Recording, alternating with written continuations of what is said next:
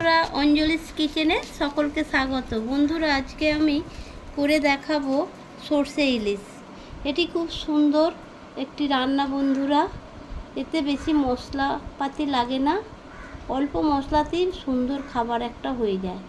তো প্রথমে কড়াই বসিয়ে তেল দিয়ে তার মধ্যে কেটে রাখা ইলিশ মাছের টুকরোগুলো এক এক করে দিয়ে দিচ্ছি। এইভাবে খুব অল্প তেল দিয়েই এটা রান্না করতে হয়, কেননা ইলিশ মাছ দিয়ে এমনিতেই তেল বের হয়। এইবারে এক এক করে খুন্তির ডগা দিয়ে উল্টে দিচ্ছি মাছগুলোকে, কেননা ইলিশ মাছ তো খুব নরম মাছ, একটু বেশি নাড়াচাড়া করলেই ভেঙে যাওয়ার ভয় থাকে। সেই জন্যে খুব আস্তে আস্তে করে আমি মাছগুলোকে এপিট ওপিট করে দিলাম। দেখুন বন্ধুরা, আমার মাছ ভাজা হয়ে গেল। এবারে এক এক করে মাছ ভাজাগুলোকে আমি একটা থালার মধ্যে এইভাবে তুলে নিচ্ছি। দেখুন বন্ধুরা, কতটা তেল বেরিয়েছে। এটা ভাতের সঙ্গে ভালো খাওয়া যাবে। এরপরে আবারও একটা কড়াই বসিয়ে তার মধ্যে পরিমাণ মতো সরিষার তেল দিলাম।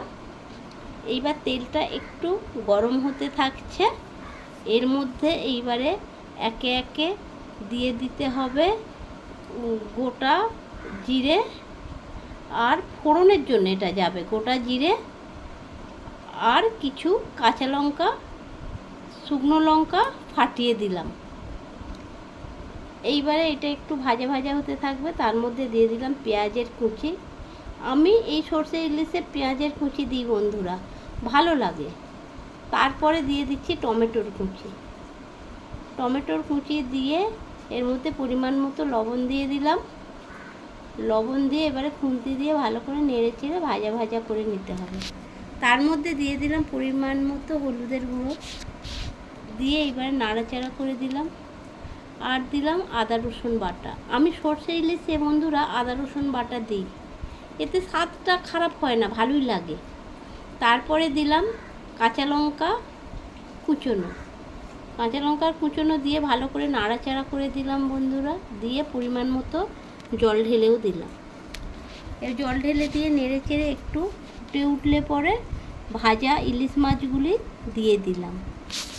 ভাজা ইলিশ মাছগুলি দিয়ে এর মধ্যে এবার একটু আলতো করে নেড়ে চেড়ে দিলাম, কেননা বললাম ইলিশ মাছ নরম মাছ, ভেঙে যাওয়ার সম্ভাবনা থাকে।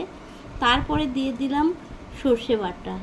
সর্ষেটা কাঁচা লঙ্কা অল্প নুন দিয়ে বেটে রেখেছিলাম, ওই সর্ষে বাটাটা দিয়ে দিলাম। সর্ষেটা বাটাটা দিয়ে খুন্তি দিয়ে আস্তে আস্তে চারিদিকে নেড়ে চেড়ে দিলাম। এবারে সব শেষে বন্ধুরা কাঁচা সরিষার তেল দিয়ে নামাতে হবে। কাঁচা সরিষার তেলটা দিয়ে দিলাম। এইবারে আস্তে আস্তে করে নামানোর পালা। এবার প্লেটের মধ্যে এই সর্ষে ইলিশটা আমার রেডি হয়ে গেছে। এবার সার্ভ করে নিচ্ছি। সুন্দরভাবে সার্ভ করে নিয়ে আস্তে আস্তে করে চারিদিকে বেশ ভালো করে খুন্তি দিয়ে সাজিয়ে দিলাম। হয়ে গেল আমার সর্ষে ইলিশ রেডি। এটি খুব ভালো, আপনারাও বানিয়ে খাবেন এইভাবে, আপনাদেরও ভালো লাগবে। কেমন? টাটা।